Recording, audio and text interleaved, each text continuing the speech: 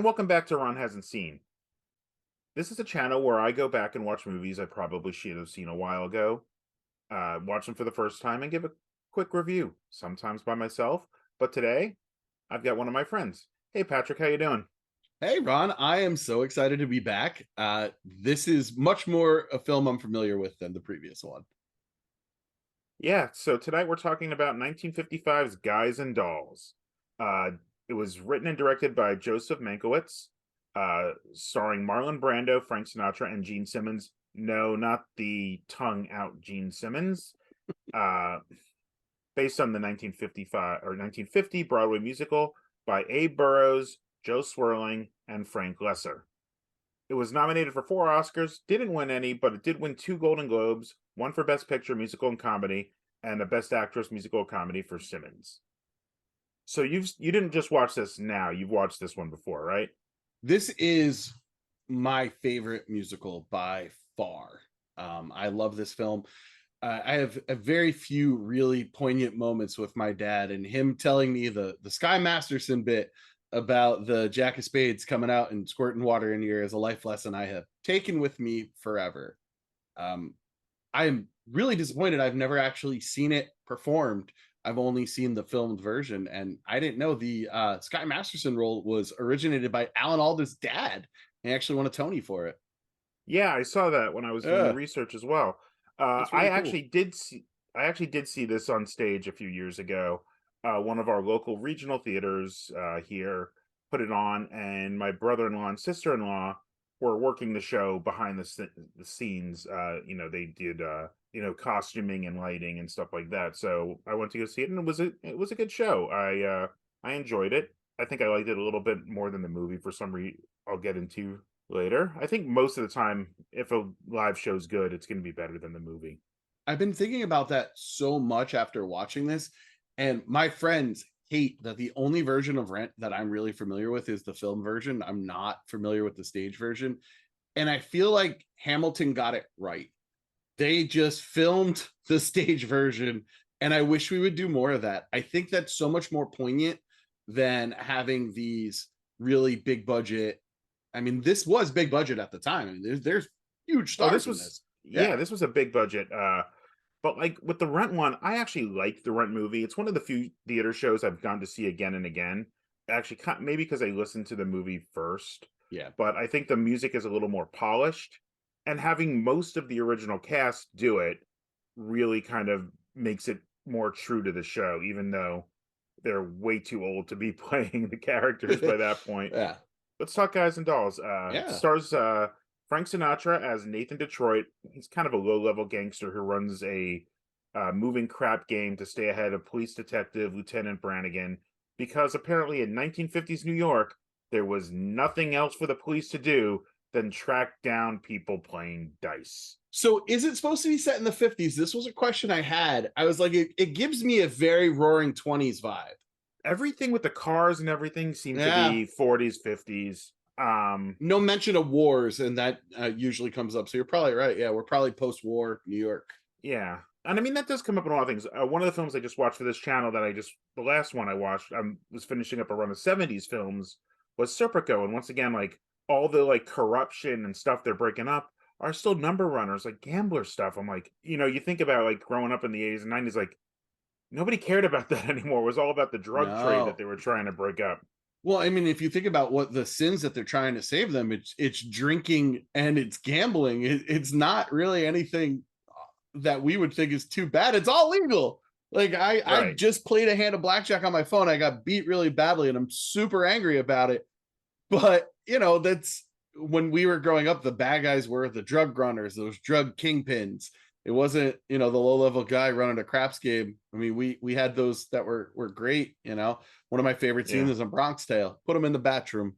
Oh, I could watch a Bronx Tale all day. I actually went to see a film at a festival here, and I actually sat next to Palmentary the whole time. Yeah. And I got to talk to him a little bit afterwards, because he grew up with one of my godfather, grew up in that neighborhood. He's a few years younger than him, but one of my godfather's older brother was one of his friends growing up, and was one of the, you know, not one of the guys who would have gotten killed, but like he was in that kind of group of friends in Bronx Tale. So that was an interesting conversation. Very This one's gonna different have a gangsters then. Yeah. this one's gonna have a lot of personal anecdotes, folks, because my family are New York Italians. Uh, we were the other stereotype. We had the restaurants, so that tied into these things. So Brannigan has closed down all of Nathan's normal game spots, so he needs to find a place to host a new The one. But the heat guy is who on, yeah. he needs $1,000 to get this guy to host the game, and he's kind of broke at the moment. So to make the money, he finds Marlon Brando's Sky Masterson, who will just bet on anything. He's a degenerate gambler who tends to win a lot, but he's still a degenerate gambler, and he likes high value prop bets. So he bets him that he can't get a date with Gene Simmons' missionary sister, Sarah Brown, who's the one who's protesting against drinking and gambling, and she's trying to set him up with a gambler. Detroit thinks he's got this in the bag. Mm-hmm. But to get the date, Sky promises Sarah he's going to get a dozen sinners to her meeting she needs to keep her mission open if she'll go on the date with him.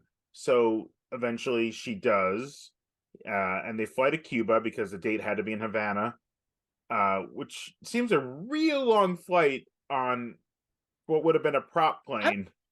Well, okay, yeah, that's a valid point. I'm like, isn't it like a 90-minute, 2-hour flight? Maybe a little bit longer. No, I'm thinking of San Juan. San Juan's pretty close to New York. Yeah. Well, no, San Juan's further south and than Havana, because remember Havana's only like A few miles off the coast of hu- Miami. yeah, it's 150 miles off Miami or something. That's Yeah. it's like 90 miles from Key West. Yeah. So I guess it's not that far, but it's still a long flight for a night, particularly when you don't have jets, right?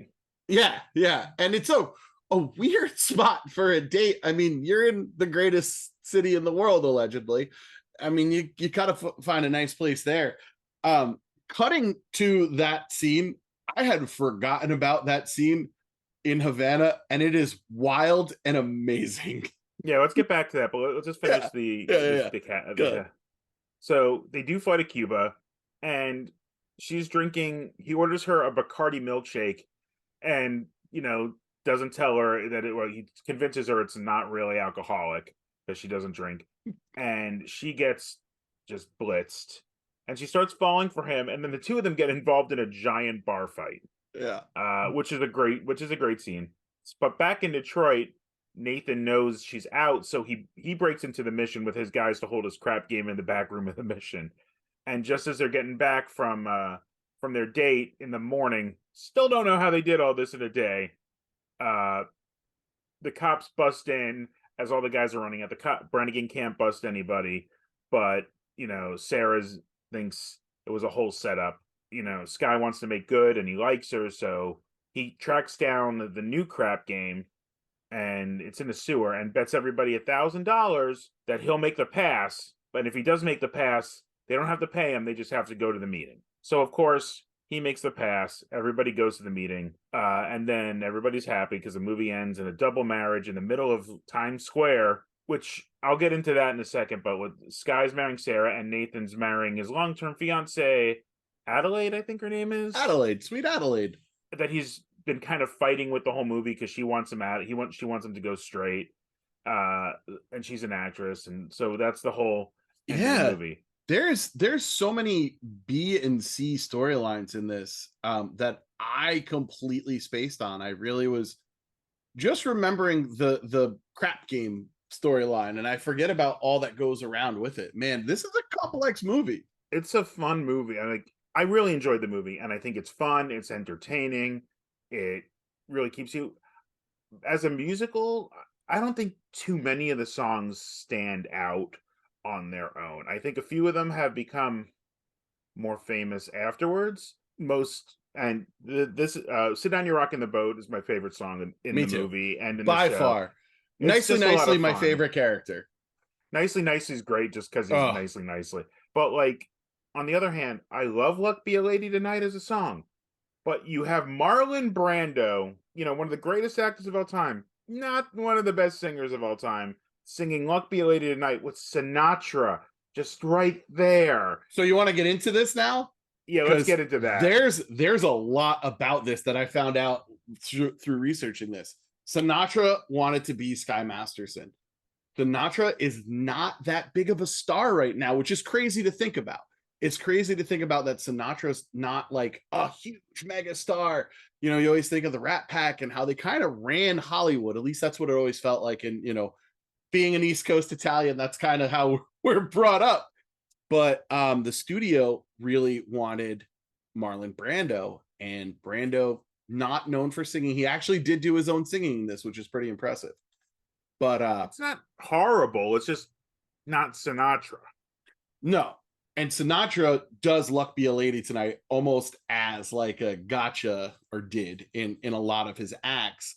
And he refused to sing Adelaide, the Adelaide song, as his character. He sang it as himself to kind of show like, hey, this is what a singer is supposed to sound like. The Well, two the two hated each other. Hated each well, other. so Adelaide, Pet Me Papa, Yeah. and A Woman in Love were added for the film. Those weren't in Right. the show. Right. And And they Adelaide was took away a bushel well, and a peck. yeah, and four other songs. But Yeah. Adelaide was specifically written because it was Sinatra's going to be good at the song, so it Right. was written for him. So it was But A it Bushel and a Peck, I've yeah. Never Been in Love Before, My Time of Day, Marry the Man Today, and More I Cannot Wish You were all taken out. Mostly because I think Samuel Goodwin, the producer, Yep. didn't like the songs. And Yeah. yeah. So after this, Brando and Sinatra don't like each other. In the scene where they're eating the cheesecake, Brando knew that Sinatra hated cheesecake and he kept messing up the takes. They came back the next morning and got it in one, so Sinatra had to keep eating cheesecake. But it doesn't stop here, because two of the next biggest roles in Marlon Brando's career are On the Waterfront, and of course, You're Wearing the Shirt, The Godfather. Two roles that Frank Sinatra also went out for and got beat out by Marlon Brando. Well, it's kind of funny because people say, and the character, the horse's head thing was all supposedly based on Sinatra. No, one of the, I was going to talk about. I said I had some family connections to this, was or personal sources. Sinatra was actually a family friend of my grandfather. My grandfather ran a supper club in Queens in the 50s, 60s, 70s, and Tito Puente used to play there on Monday nights. So when Tito Puente would be playing, and some of the other acts were in, the Rat Pack would always be in the club to see them. And so my grandfather became friends with them, and somewhere, I think it's at my uncle's house now, we have like a plaque that was the invite to like Sinatra's like 50th birthday or 50 years in showbiz kind of thing. I need to get that back because I was supposed to. My grandmother and grandfather was supposed to give it to me, and then I said, "No, Uncle, we got to put this in one of the family restaurants," and he just put it in his house instead. Yeah, that's that's kind of a good move. I gotta say, Yeah. that's a good move. So one of my favorite stories, and I just want to tell this one, is years ago, Vegas, in the 50s or 60s, I don't know when it was, because my grandfather and all of my grandmother's brothers and sisters and all the when everybody lived within a block of each other in Brooklyn and Queens, the two families would go out. So they're in Vegas. My grandfather's disappeared for the whole day. They've looked all over the casino for him. Finally, after like 4 hours, someone's like, "All right, I'm going to go just check the high roller room," which I didn't know, like, why they didn't usually check that in the first place, because that would worry me. And of course, he's just sitting there shooting craps with Frank and Dean the whole night. Just, I remembered that. That's one of my favorite stories I like always heard as a kid. Oh man. But yeah, so they really, this is really something that Sinatra wanted and got beat out by Brando, who, as you said, not known for his singing, but he did do his own singing, and so did Gene Simmons, also not known for her singing. Um, this was a big film during like the studio contract time. And so it's MGM tried to borrow some of the stars from other studios and got denied. There's just, I This is feel right like, about the end of the studio system, yeah, I because feel like if anything needs one of those juicy Netflix documentaries, it's this movie. I've uncovered so much just by doing like a little couple clicks here and there. But I actually think Brando does a good job singing. I don't think it's bad, but it's no, not you know what? Frank. It kind of. I think I talked to Laurel, my wife, about this. Is it kind of reminded me of Russell Crowe in Les Mis. Okay. Acted the part great, didn't sing it great. I think he Hmm. sang better than Crowe did for that, just maybe because the acting, singing, he didn't pull it off. I love a lot of the Les Mis movie, but there are some problems with it, and one of the biggest ones was Russell Crowe as Javert. Yeah. I think he acted it great. He didn't sing it great, and that's Brando. Brando's an amazing actor, mediocre singer, and Yeah. But you man, know, this role, you just watch him, and every time he's on the screen, it's a freaking masterclass. It's unreal how talented he was. and so much charisma. Like, Yeah. we grew up thinking of him like this, like Yeah. as Vito, but like he was a sex symbol at the time. Like Yeah. he was streetcar. Yeah. When I first saw On the Waterfront and saw the real version of the I Could Have Been a Contender, not the like whole knockoff that everyone always does, my God. And the So delivery of the lines with him and Sarah, like the chemistry is so palpable. yeah, I although like when I saw the name pop up in the credits, I just couldn't get Gene Simmons from Kiss out of my head.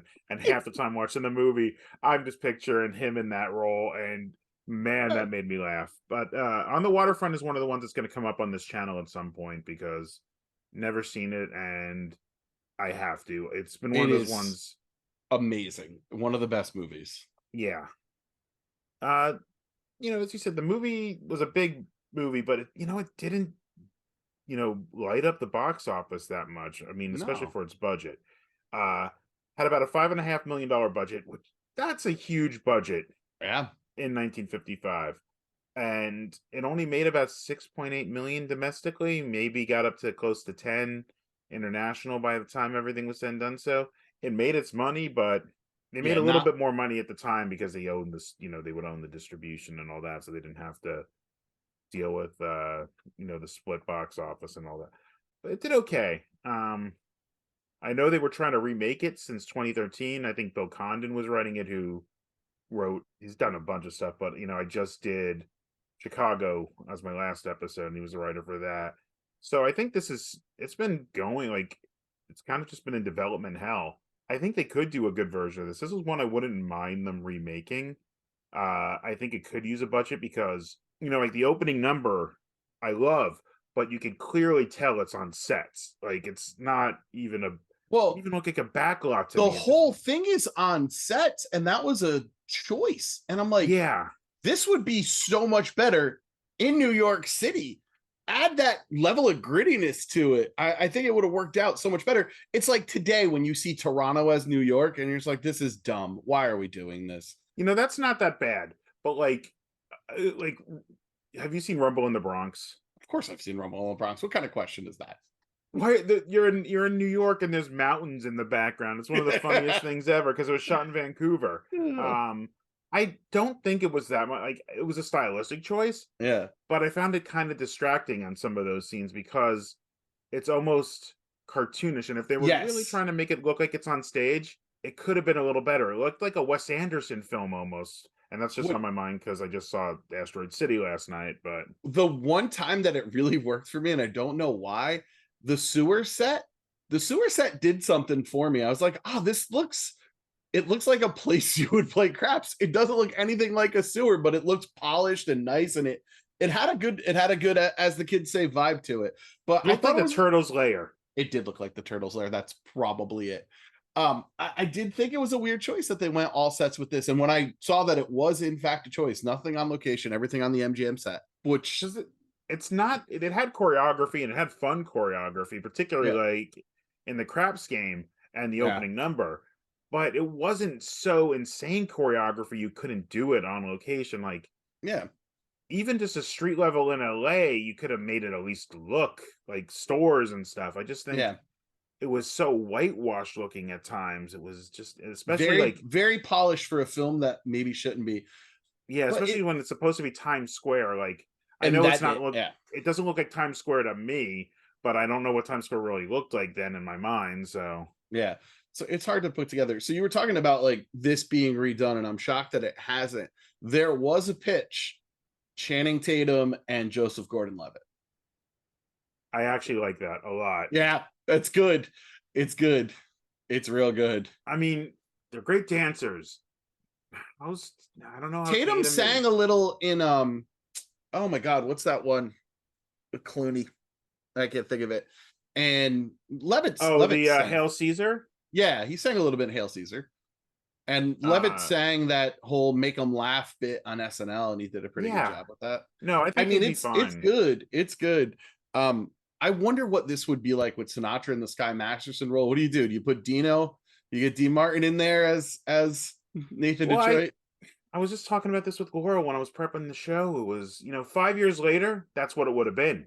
Yeah, yeah, It would have been all Rat Pack, like yep, straight through. Like nicely would have been Sammy or something, or uh, you know, yeah, it would have all been a Rat Pack movie 5 years later. I really do think that this is a classic, and I think it's yeah. fine. I would like to see that in my mind, but I think what we got was a good movie. And I like to talk about when a parody is something I knew this film for before I saw the film, and I have to talk about in The Simpsons Yep. with Luke Skywalker as Nathan Detroit. I think it's in Mayor to the Mob was the episode where Uh, Homer's the mayor's bodyguard, yeah. and just they mix up the lyrics just for Mark Hamill and Luke be a Jedi tonight. I was Yes. singing while I was watching Uh, this movie. uh, But yeah, I really do like this movie. I'm kind of closing out my musicals here because I still have Once to do, but after seeing Once, I don't consider it a traditional musical, and I'll get into that a little bit and that. yeah. But so the musicals I saw for this were Music Man, Fiddler, Chicago, and this. And I'm kind of going back and forth with which one I like the best between this and Chicago. Uh It's so different. It's so different. I love Chicago. And actually, if you're a big fan of musicals and you have Apple TV, make sure you check out Schmigadoon and its second season, Schmicago, which is really, really entertaining.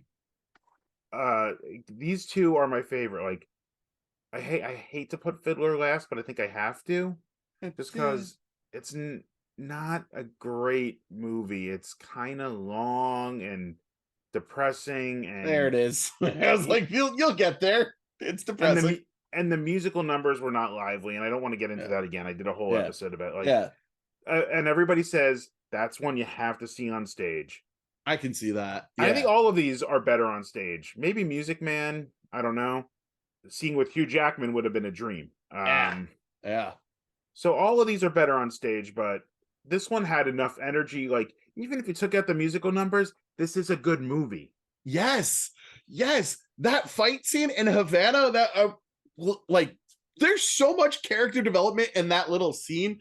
And some of the stuff that I didn't notice when I was a kid is the unbuttoned button of Sister Sarah all the time, showing that kind of like trying to break free of this restriction that she's in. And she really breaks free. And it's it really felt like West Side Story fight scene with the dance fighting that was going on. Um, Yeah, it's just entertaining straight through. That's why I kind yeah. of put it over Chicago. Because if you take the music out of Chicago, it's not a good show. It's not a good Well, movie. I it's mean, all it's about that fine, pizzazz and a little razzle dazzle. and the fact that and I talked about this in Chicago is uh do you know what diegetic music is in a film? Vaguely have a recollection of It's that. music people in the movie could hear versus music in the movie that people Got could you. not. Yes. Okay. Neither of these are really diegetic like musicals, like Footlight Parade and Sound of Music. They're singing the music in the movie, and they're acknowledging they're singing music. And Yeah. apology to the listeners or the viewers for going on about this again, but Patrick wasn't here for those. So, but like th- this is kind of the most mainstream of the musicals I think I watched, where they sing the music in the movie and everybody gets the dialogue from the music and it moves the plot along, but nobody's acknowledging anybody's singing. It's Right. just to them it's a normal conversation. Yeah. Where in Chicago, all the musical numbers are in someone's head almost. Mm. This like the opening number and the finale number are on stages, but everything else is someone's fantasy version of what's going on. And I think because of that, this is going to top it because I think the music was so better interwoven. Like Chicago's going to win on production design, Chicago's going Oh to yeah. win on choreography, maybe even on some acting. I think like everybody was I mean, phenomenal in that. that's an all-star cast. This one's fantastic, but we also there's some recency bias with that, and knowing And what there's we some know. and these were all great actors, but there was definitely some scenery chewing by everybody in this movie. Oh, Big Jewel, Big Jewel, man. I have never seen someone overact that much in my entire life. Oh, Even Sinatra and Brando are kind of hamming it up a little bit at times, like you would on stage, and maybe that's why they were doing it. yeah, But Chicago was played more for almost everybody was doing more film acting and that. So yeah, I think they're going back and forth. It's just really what I want out of this. But if I'm going to sit down and watch another one, it's going to be this again before Chicago. I think yeah. Chicago. I might watch the musical numbers on their own. I think they're more interesting most of the time. But this, as I said, this could be done as a straight movie with the plot as like a comedy, and just a pure comedy, and it would work. Yeah, yeah. It has so many of the elements of a really good film. You know, for women in the movies at this time, especially, those characters are developed. I'm actually surprised it didn't come up more that Adelaide does not need Nathan, and Nathan does not need to be running these games for basically table scraps. Adelaide's like a star. I don't know how much of a star she would. I mean, to me, that seems kind of like a questionable thing. But she was on the rise at the during the Yeah, movie. yeah, Um, but yeah, there's definitely just like this could have been like I mean, it could have easily been like you know Buddy Hackett and Don Rickles in these roles and made it a comedy. Like it could have yeah, easily done that, and that's why I like this movie. And as much as I don't like Brando's "Luck Be a Lady," it becoming what Sinatra's maybe second or third tier, not third tier, but like yeah, third, like most defining number. I'd say yeah. like, but like Out of behind spite, My Way in New York. out of spite, which is hysterical to think about. Yeah, so I really like this movie and I recommend it. And if you get a chance, see a live version because I think with the more numbers, musical numbers in it, it even moves a little bit better pace than the movie at times. It's a couple, like the movie's pretty well paced. There's only a few moments I'm like, okay, move it on. The scene in the dressing room at the end of Adelaide's number, I was like, this scene will not end. Yes. And just the way they do it there. So I really recommend this. Hey Patrick, thanks for coming on. Good to Of have you again. course. Always great to talk to you. Yeah, man. Uh, guys, if you like the channel, please like and subscribe below. Uh, Next week is going to be Once. As I said, it was wrapping up my musicals, but I'm gonna have the debate whether it's a musical or not there. But so that's that. Uh, check out the back catalog for the other musicals I've done. I've done musicals that were not part of this, so just check out the channel. Check out my letterbox to see what I've been watching and what I've got on my list to watch. The name is Ron Hasn't Seen on there. Uh, thank you guys again for watching, and I'll see you next week.